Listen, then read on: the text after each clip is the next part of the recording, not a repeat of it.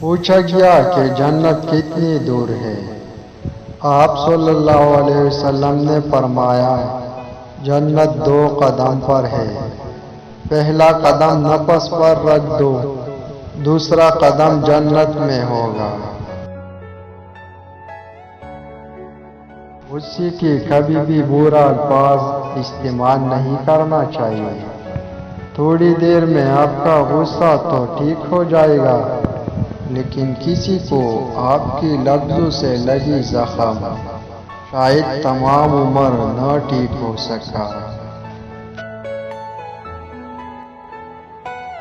امید کبھی مت چھوڑنا، کمزور تم ہو، تمہارا رب نہیں۔